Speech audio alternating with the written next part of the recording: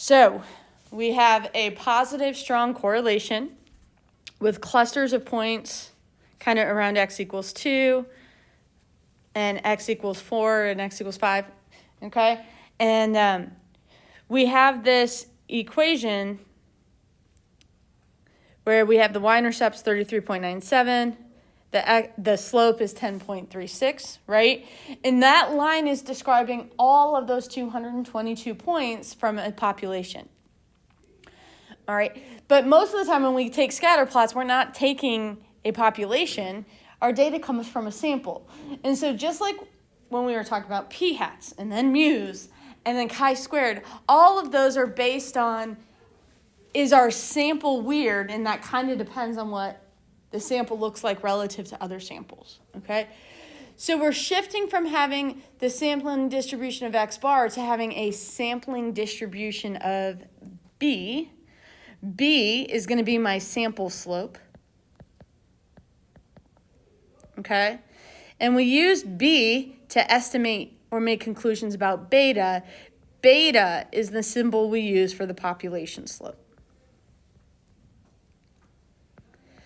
So when I tell you that this 10.36 is the slope, is that 10.36 a B or a beta? It is a beta. So in this current context, beta equals 10.36.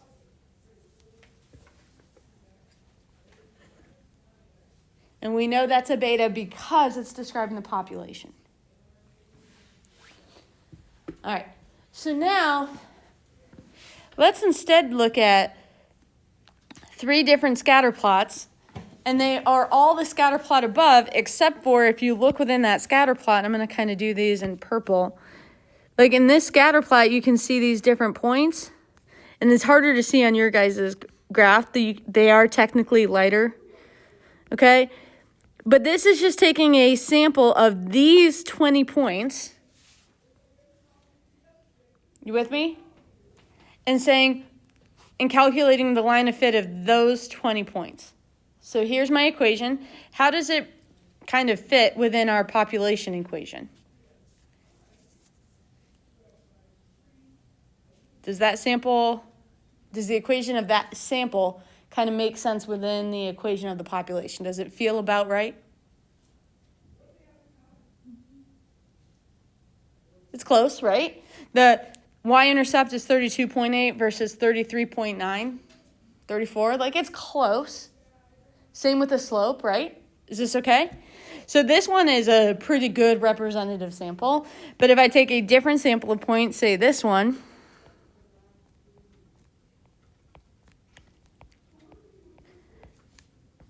and hopefully you guys can kind of see these, right? For this point, the line is 44 plus 7.7x. Everybody good? And is this line as good a representation of our population?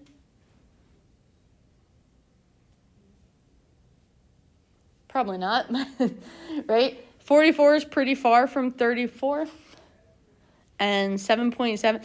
Now, is it crazy to get a sample that doesn't represent our population perfectly? Are you guys with me? Okay. So, and then likewise, our last one here is 36 plus 9.5x. So over and over and over again, we're getting different equations, yes? All right. So for example, we had b equals 10.2 for the first equation, and we had b equals 7.7 for the second equation. We had b equals 9.5 for the third equation. And could I just keep taking samples and get a different b each time? Okay, so now I want you guys to imagine I take 1,000 samples. And every single time I just write down, what is that b? Okay? That's not what I want to do.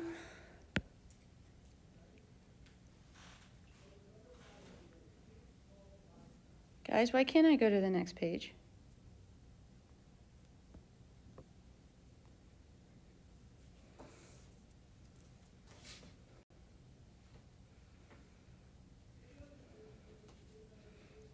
I didn't download the whole packet. Oh. Perfect. Okay, I sort of downloaded the whole packet in a really weird way. All right, so as we go to do this one, okay, so we take all of those 1,000 samples, okay, and I make a graph of the slope for every single one of them. So for example, that first sample with a slope of 10.2, this one right here, if I look on this graph at 10.2, that might be this sample right here. And then the 7.7 is this one. And then the 9.5 is this one. Do you guys see what I'm saying? And I just keep taking different samples of those 20 points and calculating the slope. Is this okay? All right. So, guys, can you tell me the shape of all of those slopes?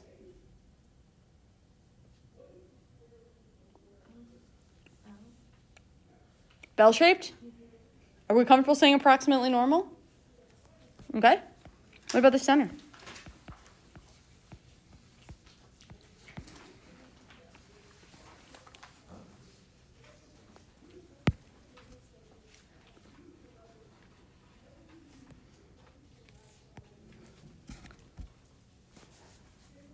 Where does that appear to be? By the way, I'm going to notate that with mu sub b is the mean of all the sample slopes. 10.2. Yeah. That's what it looks like. You sure? There's something there. I bet it's 10.36. I bet it's 10.36. What was, remember our population slope was 10.36? So it turns out the sample slope, the sample slope is an unbiased estimator of population slope. Okay? What if I had you estimate the standard deviation? This was going to make us go way back.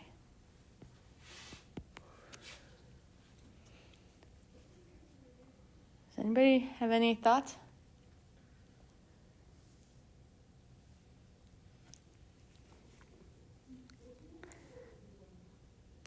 Do you do like the thing where it's like 95 of them, 95% of them are like.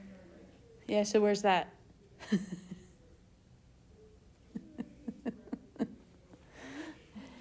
We are going to use something related to that, though, okay? And it's something we literally haven't talked about in at least 6 months. At least. It's been a long time, so I'm not super stressed about it, okay? All right. So at one point when we first started talking about normal distributions, we kind of said it's made up of 3 pieces. That's what makes it bell-shaped, right? Okay, so we have the 2 side pieces that kind of are like half of a cup opening up. Concave up for those of you who've taken calculus, okay? All right, and then we have this middle chunk that is concave down. And so that this line right here kind of cuts through these 2 what we call inflection points.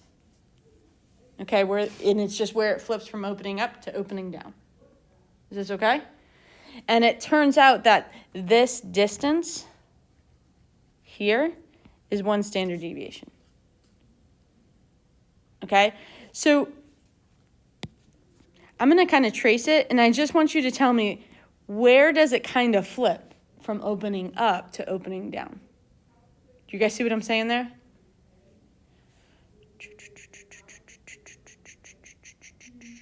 Maybe right about here. So like here-ish. Is that cool? And if I keep going,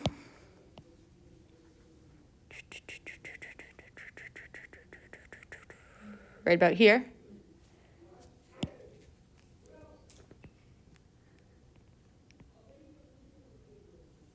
And if you had to guess, what is that distance? Well, I'm going to say this is close enough to 9.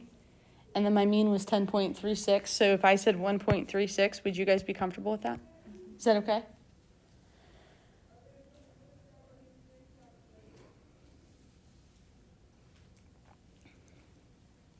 All right. Now, if I want to determine are two variables related? Do I care about the slope or do I care about the y-intercept? Which one tells me there's a relationship between two variables? The slope, Why? because it says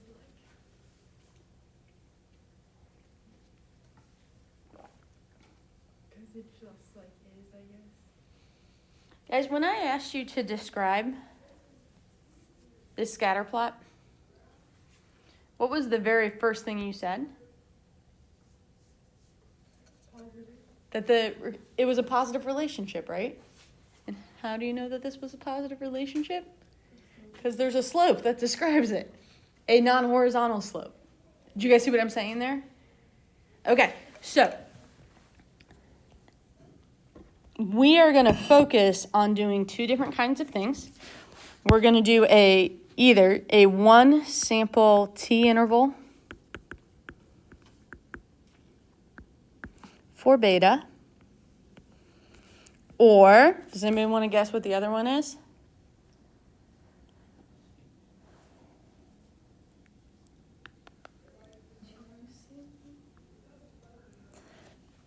Two samples would be two different, like maybe a difference in slopes, maybe, but we're not going to do it.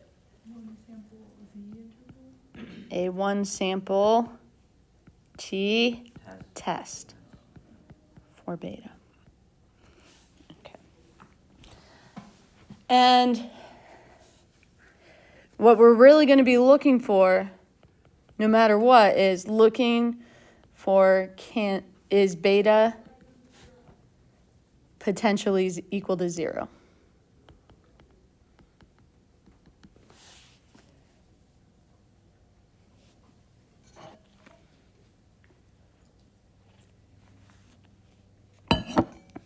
That's it. What do you guys think? Is this okay? All right. So technically, we also have an alpha that's the population y-intercept, and A is the sample y-intercept, but we're not going to do anything with it, but technically that's there. Okay? And what else we got here? I think that's all I got there. All right. Now,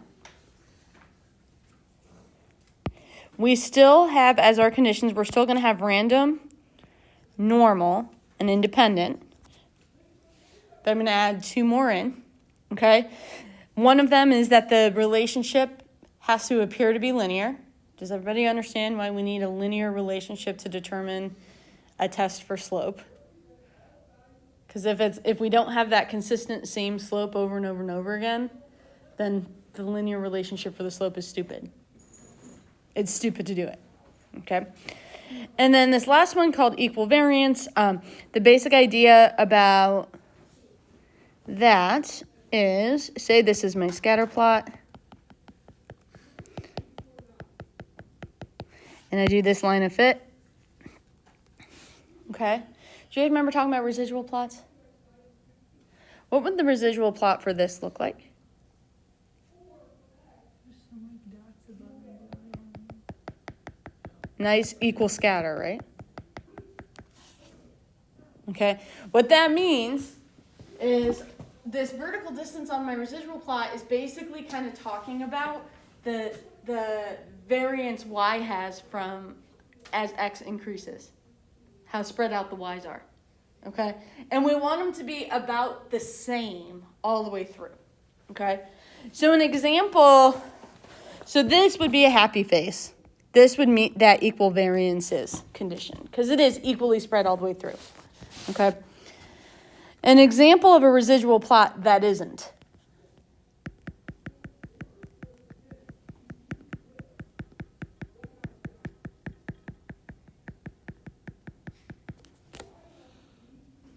This one makes me sad because you can see that as x gets bigger, the variability in y also gets a lot bigger. Cool? All right. And so the distribution of all your slopes is this super fancy formula. Don't worry about it at all. You'll never use, the shapes are going to be approximately normal. assuming you have that equal variance, okay? The center is always going to equal beta, okay? And the standard deviation is going to equal this fancy formula that you'll never use once. Cool?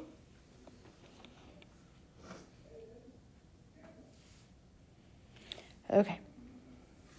All right. So if you're doing the a one sample T interval, so here's our second to last ever procedure, the T interval for slope. All right. You're going to do the sample slope. Is anybody shocked that when we think about critical value plus or minus, your statistic plus or minus critical value times the standard error, have we not used that formula a gajillion times at this point? Okay.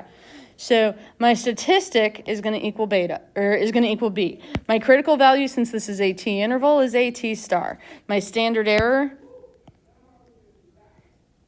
is the standard error of B. And like I said, you're not calculating it, so don't worry. Okay, I'll show you where to find it.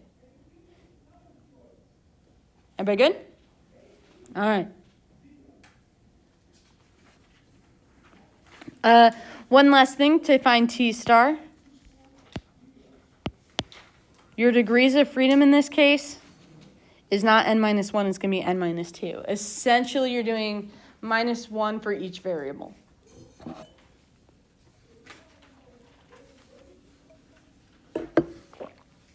Okay? All right, so I'm going to let you guys read this real quick.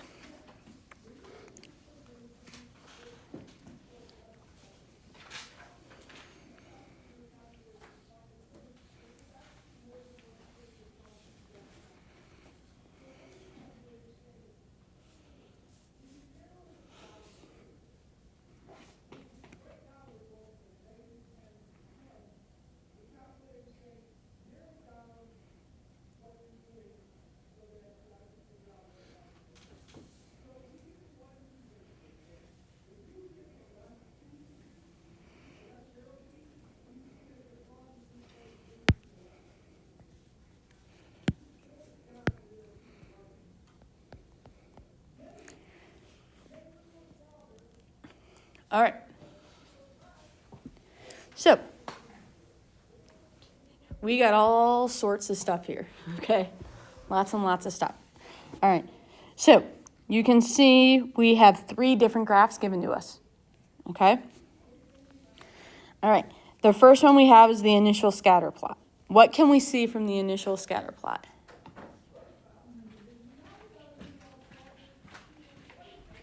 Thank you. Yeah. This is the original copy. Right on. Yeah.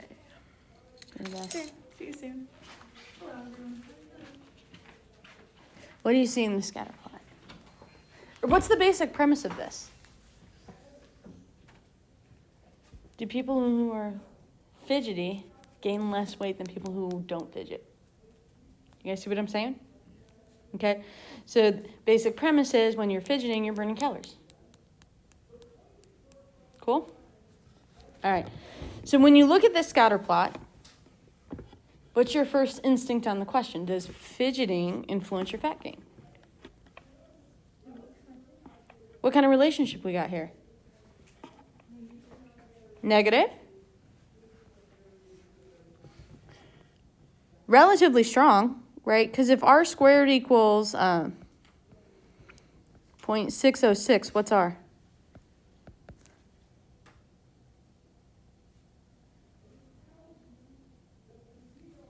What would you do?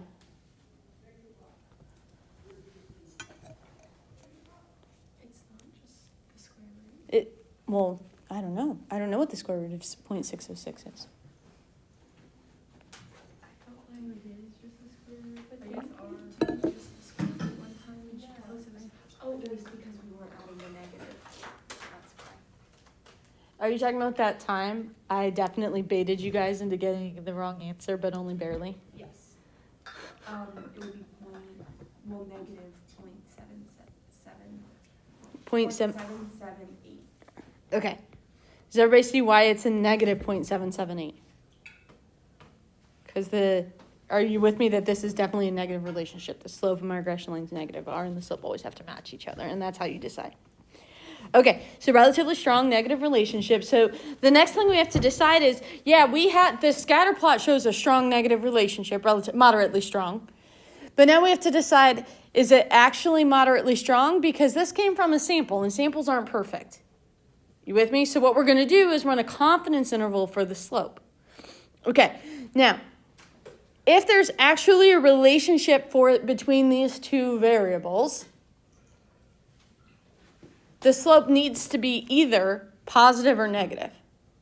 Okay? Because if there's no relationship between two variables, the slope would be 0. Is everybody with me? Okay. So, if I'm asked to do this confidence interval, anytime, this is another inference procedure, so I'm going to make my little thing to make sure I don't forget anything. All right. So the first thing I'm going to do is say that I'm doing a t interval for beta, which is equal to the slope of the true line relating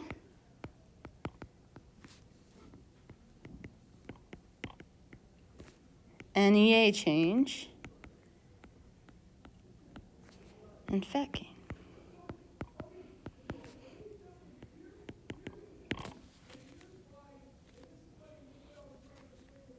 Have I described my parameter in context?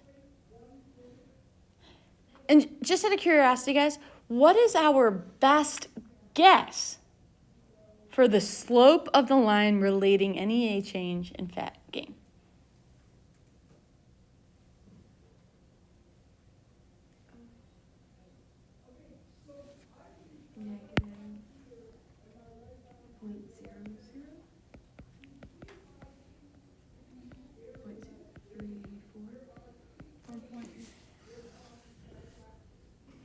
It's going to be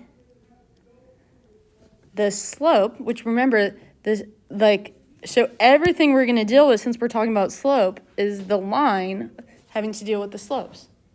Okay? So right now, our sample suggests that the slope is negative 0.0034415. Okay? So now we got to go through and say, have we met the conditions to actually calculate and make conclusions from our sample to our population? So the first thing we're going to look for is, our first condition that we always do is linear. Does our sample suggest we're sampling from a linear population? How do you know? I'm not exactly sure how to say it, but from the can't remember the residual. What about the residual plot? The points Okay. are like about equal on each side, I think. We have no pattern on our residual plot. All lines are straight.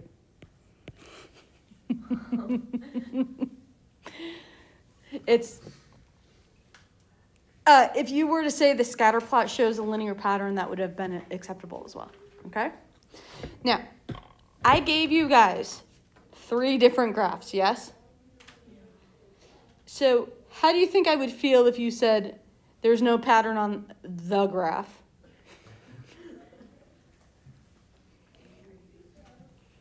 Are you guys with me? Okay. All right. Then we have independent. And guess what I'm going to say here? 16 is less than 10%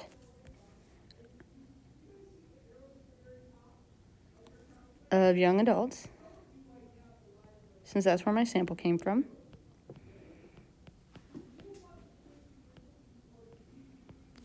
Okay. All right. Now, the normal condition is a little bit different now, okay? And the basic idea of the normal condition is the idea that the points from the line, if you were to look at each of those residuals, they vary from the line normally. Okay? So, what you're going to do, or what you have this distance, right? This is a negative residual. That's probably like right here. Okay? Whereas this one's a very small positive, so that one's probably right here, and this one is here. Do you guys see what I'm saying here? Okay? And what we want is each of these distances, they should be approximately normal. In other words, the points are not just equally spread out across the line in terms of those variances, but also that you have some that are closer and some that are further from the line. Okay? And so we're going to say the histogram of the residuals is approximately normal.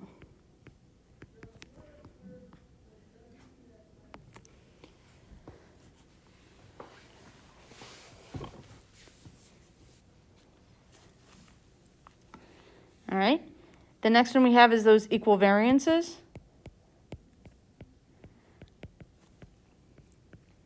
And this is going to get a little bit more to what Devin was saying, is not only do we have no pattern in our residual plot, okay? There's no real fanning or anything like that either, okay?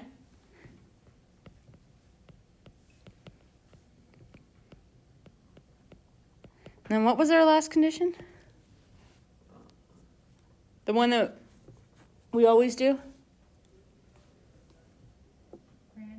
Random. And we were given that we had a random sample. I accidentally put random for equal variance. Like you did them in the wrong order? Yeah. I don't care. Well, I mean, I put what you're supposed to say for equal variance in random. Got it. That's all good. All right. And notice that those conditions spell the word liner to help you remember it. Cool. All right.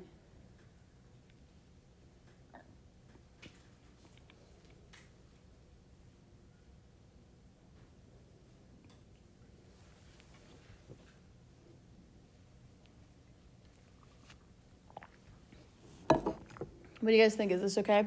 Is checking the conditions that bad?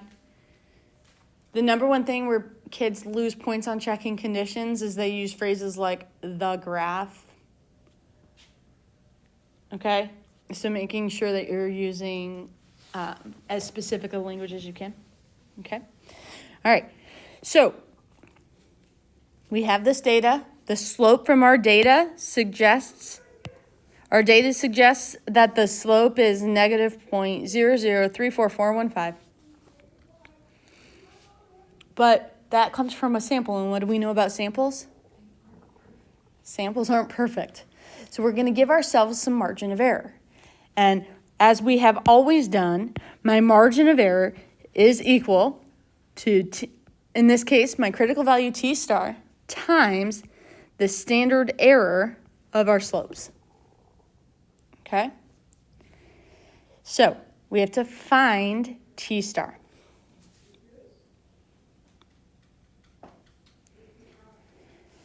Do you guys remember having to find t star? That was with the, wait. We're going to draw a t-graph. Right? We're going to draw a t-graph. It was the one with degrees of freedom. And how many degrees of freedom does this have? 15? 14. Oh, okay. In this case, remember our degrees of freedom is equal to n minus 2. In this case, when it's first slopes, your degrees of freedom is 1, n minus 1. When you're doing t-tests for mu, you only have one variable, so you do n minus 1. When we do t-tests for the slope, we have two variables, the x variable and the y variable. Okay? Then we do n minus 2. All right. And what kind of confidence interval are we doing? What strength? 90. So I know my middle section is 90%. What does that make each tail? 0.05. And then you're going to do inverse t in your calculator.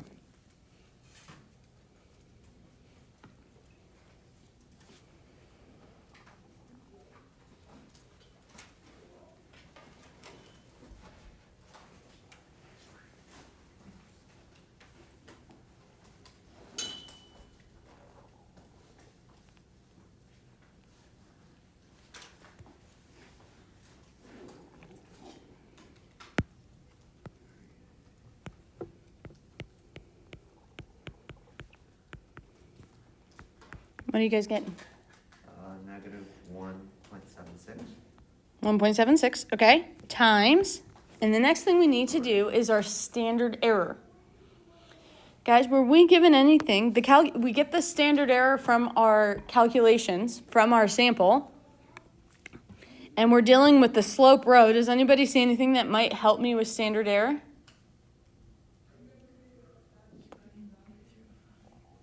You have to put it in the left-hand area. Do you guys see anything that'll help us with what is the standard error?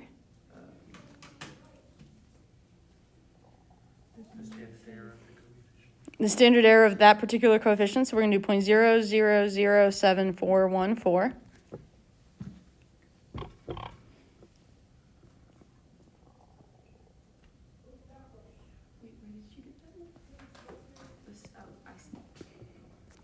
And I'm choosing the one from the slope row because I'm doing this for the slope. Is this okay? Okay?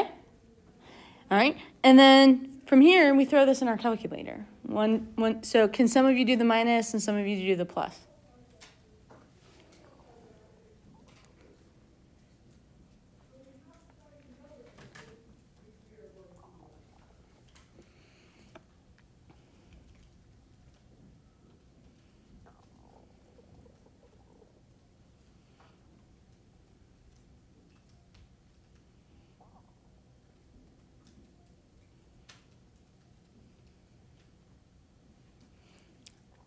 Those of you did the minus, can you tell me what you got?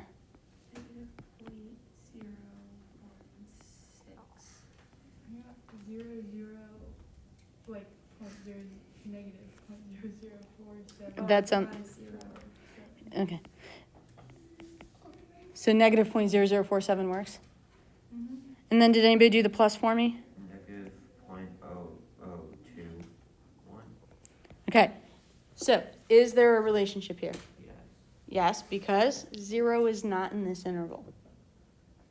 And I'm going to stop there. We'll pick up from the rest of this tomorrow because there's going to be some more stuff that we do with it, okay? And I don't want the next part to be rushed. Okay, so right on. So yesterday we kind of got this far. I'm going to do a real quick, brief kind of what did we do. We're doing a confidence interval for the slope of the population line between two variables. And so we took the slope of the sample, we took a t-star, and we did the standard error of that sample, okay? All right, now, as we go to do the interpretation of our interval here, it's going to be the same standard confidence interval interpretation, okay? What should I start with? We are 90% confident.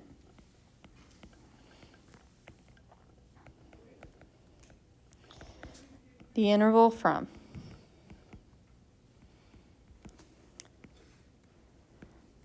negative 0.0047 to negative 0.0021 captures or contains, however you want to say it. And what do you think I should say next?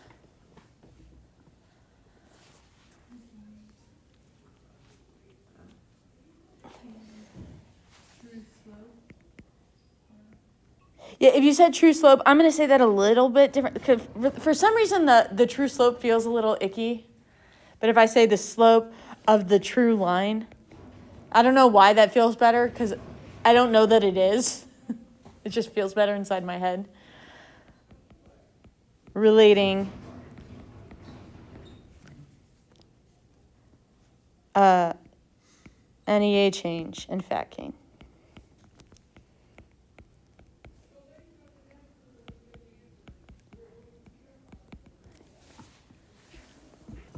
Okay, now, bigger picture, broad perspective, as we look at this, is there a relationship between these two variables? Yeah. And is it definitely a relationship? Is there any way there isn't a relationship? It would only be zero, right? And it's not. It doesn't contain zero. What would the slope of the line be if there wasn't a relationship? Zero. Does our interval suggest that 0 is a possible value for the slope? All right, now, can we talk about a huge misunderstanding that kids get?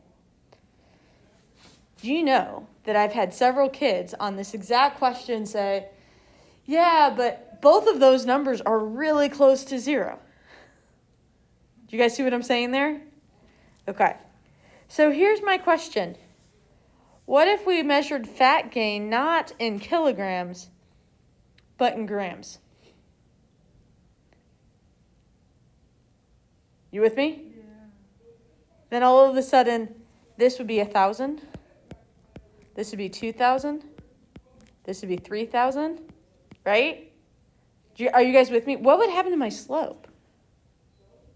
It would get multiplied by 1,000. Exact same data, right? But my slope would get multiplied by 1,000. Do you know what would happen to this interval if we measured it in grams? It would become, negative 4.7 to negative to negative 2.1. Because I'd have to move that decimal point over. Do you guys see what I'm saying here? Okay?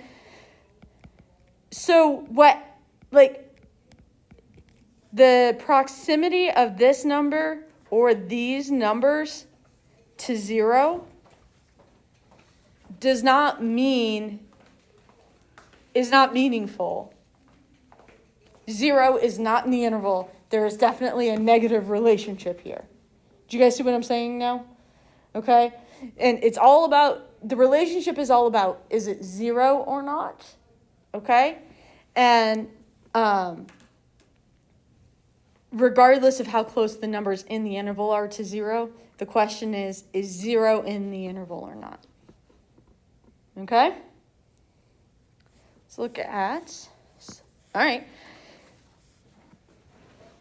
So next we're going to do tests for the slope of a regression line. Okay, so we just did a t-interval for the slope. Is anybody shocked that we're doing a t-test now?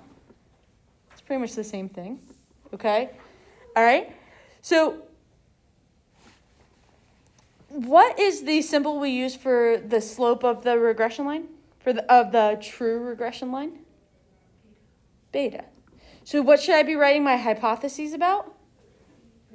Beta. And if I want to decide is there a relationship or not, what should my null hypothesis be?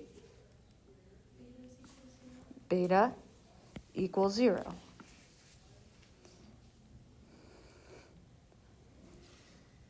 What should my alternative hypothesis be? Could be beta is not equal to 0. Beta is greater than 0, or beta is less than 0. It just kind of depends. Our conditions are going to be met the same way. Okay? All right. A college teacher asks a random sample of 10 of 250 students in her introductory stats class, maintain the study, blah, blah, blah, blah. Okay, so what are some things we already can see on this? Tell me everything we know from what we have so far.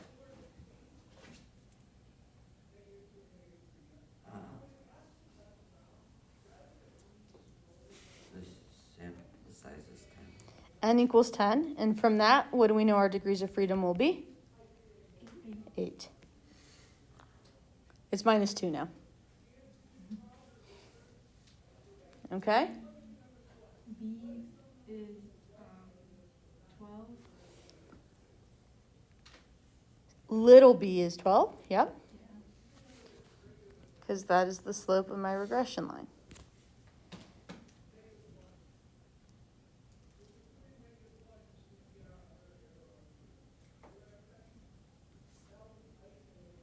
All right.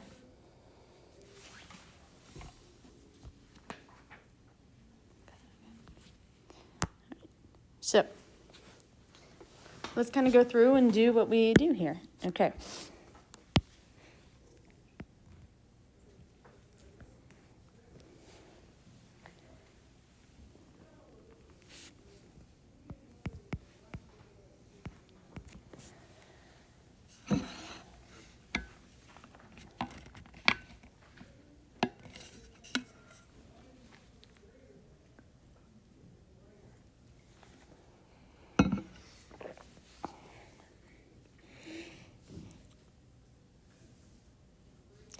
What do you think my null hypothesis should be?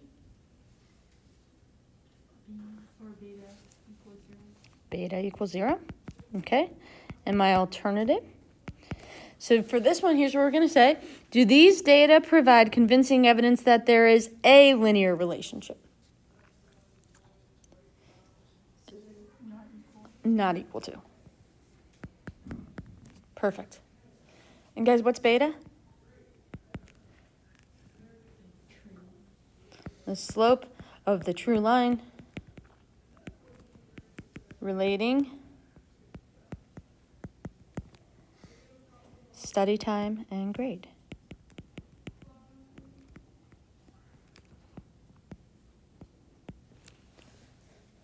What is this? The sentence up here? Don't worry about it. What would the slope if there was not a... I don't know. Does it make sense? So the slope, if there is no relationship, is 0. Oh, okay. That, which is why our null hypothesis is 0. Okay. All right. Our conditions, what are they? Let's see. Oh, Linear, liner. There we go. There we go.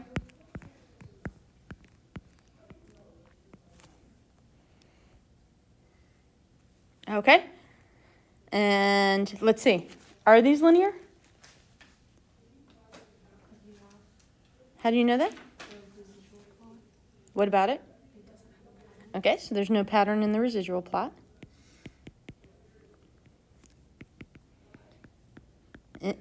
Independent, we're going to say individual test scores are independent.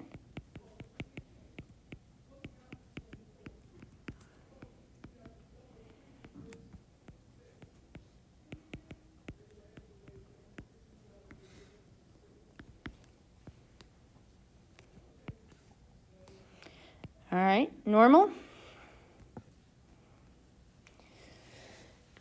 Have you guys ever seen this graph before? Sometimes I teach it, sometimes I don't. It's called a normal probability plot. Okay. So,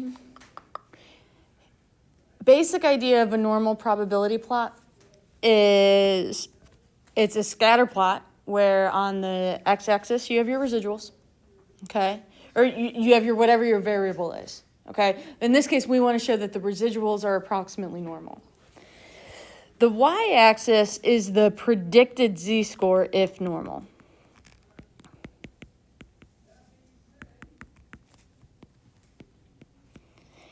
And so the basic premise of this is if it were perfectly normal, this graph would have a perfectly straight line. Okay, because the z-score would correspond. When we say that, that predicted z-score, it's based on the percentile of that point. Okay, so if there's a mostly linear pattern on a normal probability plot, that means that particular variable is normal. Okay, so when I look at this, I can say the variable of the residuals of each point, the residuals of our variables are normally distributed. Okay, so we're going to say the NPP, normal probability plot, shows a linear pattern. And it's just a different way for determining normality besides just looking at the histogram like we did yesterday.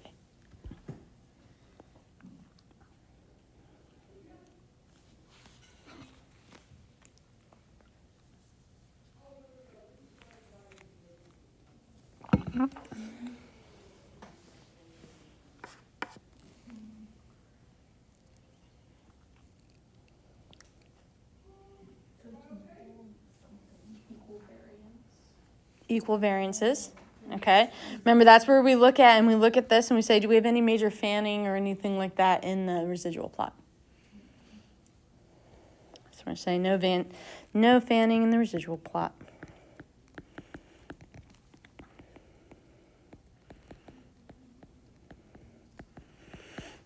And then is the random condition met?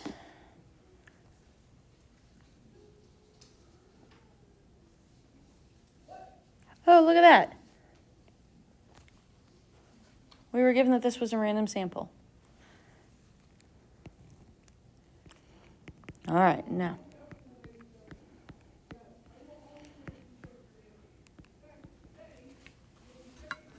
You ready for the best part of this whole thing?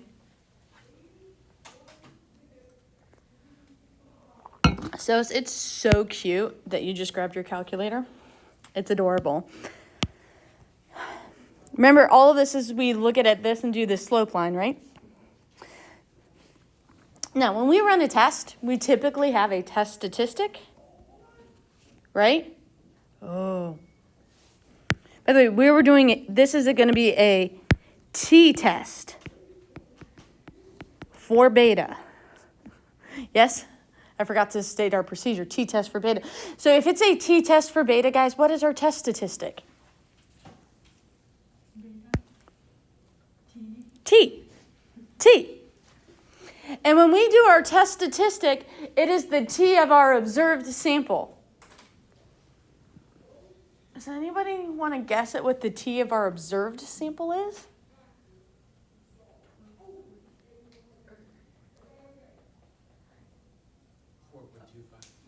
You guys see this? You with me? So we have t equals 4.25. And with every t statistic, there is a p-value. Does anybody want to guess what the p-value for this particular sample is? 0.003. This p-value, you guys, is the two-sided p-value. Okay, it's always the two-sided one. Okay, is our test a two-sided test? How do we know it's two-sided?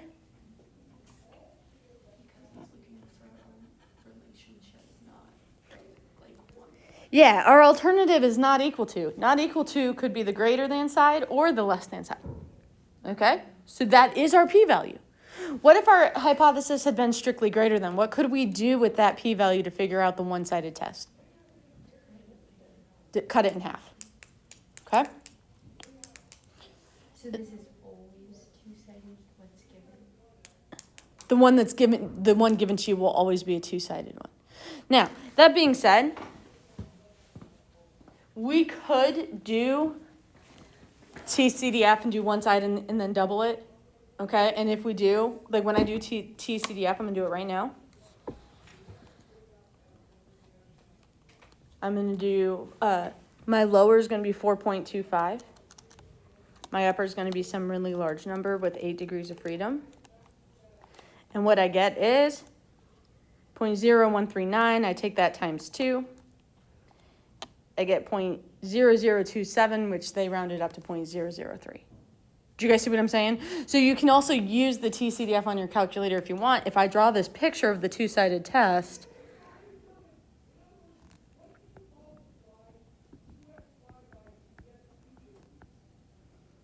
this area is the 0.0139, or so 14. Because it's two-sided, we would find that other side, so this would also be 0.014, and then that's how they, 0.00. 00. Basic idea.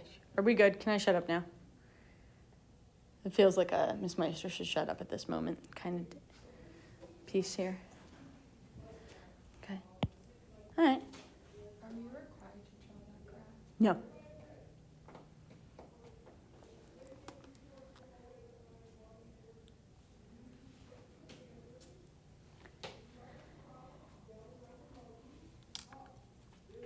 Cool. All right. Thoughts on my conclusion? Since 0.003 is less than 0.05. We can reject H0.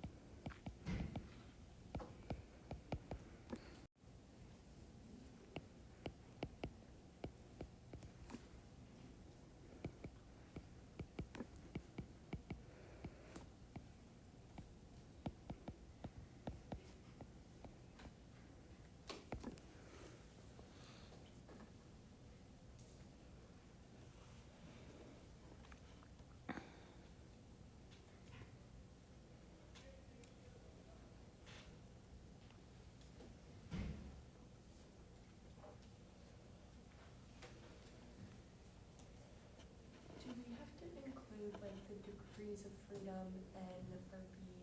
No. We just have to write down T and P. Mm-hmm. What do you guys think about t-tests for slope? Are they hard? Yeah. All right.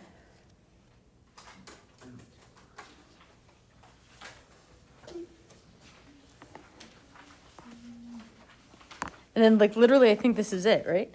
Oh, is this on yours? Yeah. The straightening part is that on it? Okay. I wonder if I have a video for that. Chances are, guys, for the straightening data part, I'm just gonna make a video for you guys to watch, and then.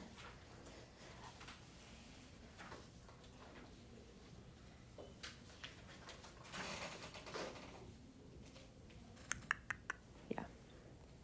We're not doing all the notes all the way through today. You guys don't want to do that, do you? Okay. Why don't I put that quest on Monday instead? Is that okay? That'll give you guys. Yeah, we'll talk about that in a sec. Like, let me get through this next example, then we'll talk about the quest. Is that cool? And then that way you guys will have some time to think through and ask questions on Friday if you need to. Quest Monday.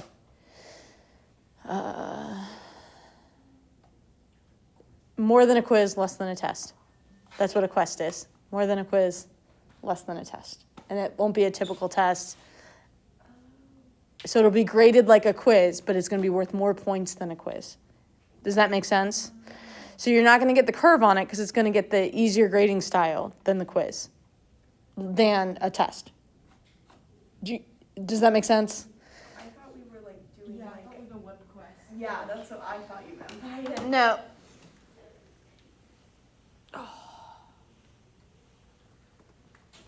Guys, I'm just old. Okay. I did kind of have a little typo here. So it's not really a typo so much as a sin of omission here. So we're gonna say the word positive in here as we go through this. Okay.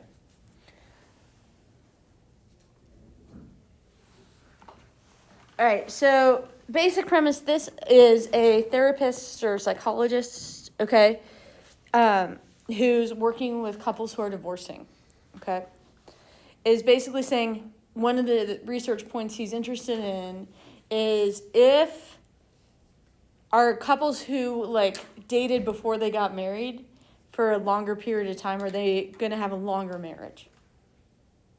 Did you guys get the basic premise here? So when we say length of courtship, that's the amount of time this couple was together before they got married. And then length of marriage. Everybody good? All right. So, let's just start rolling. Guys, what should my null hypothesis be? Because convincing evidence equals a test. In this case, we're trying to find a relationship between two quantitative variables.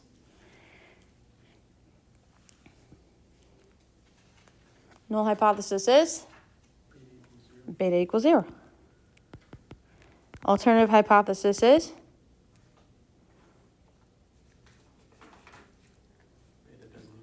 We just added that word positive. So beta is greater than 0. Where beta equals the slope of the true line.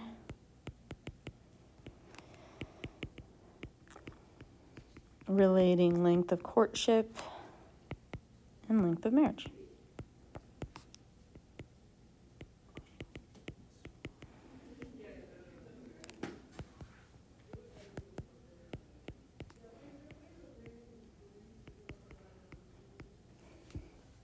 Cool.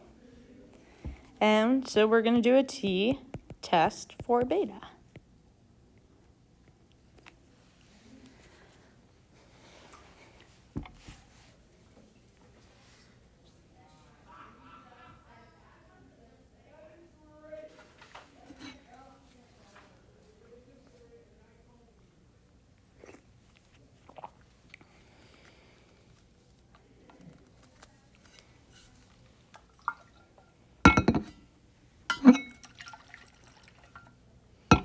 Okay. Now what? Liner. Linear. I'm going to go with, are you guys good with saying there's no pattern on that residual plot?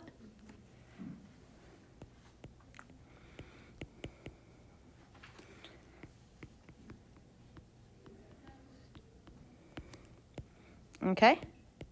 Independent? It's less than. Individual responses. Individual. So in this case, instead of saying responses, we're going to say individual marriage lengths are independent.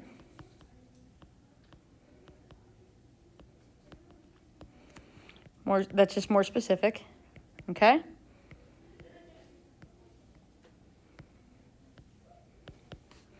Normal. NPP shows a linear pattern.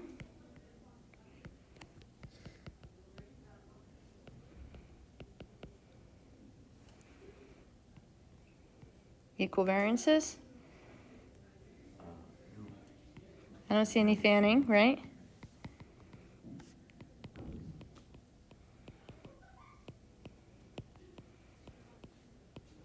Okay. Random. Given random sample. See? Isn't this fun? The hardest part's checking the conditions. What's my t statistic?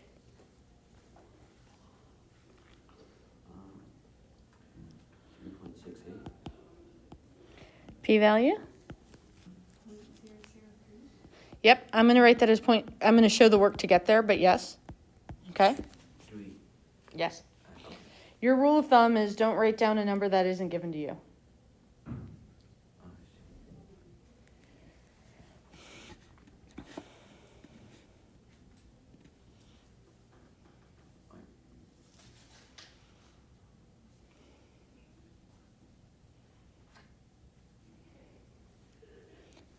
Therefore,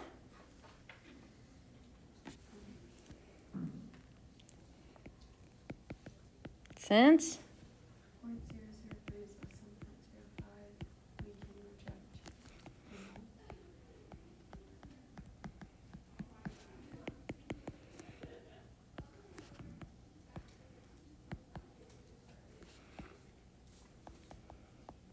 therefore conclude there is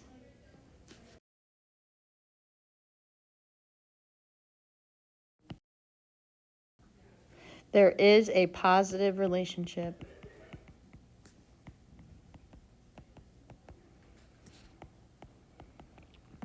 between length of courtship and length of marriage.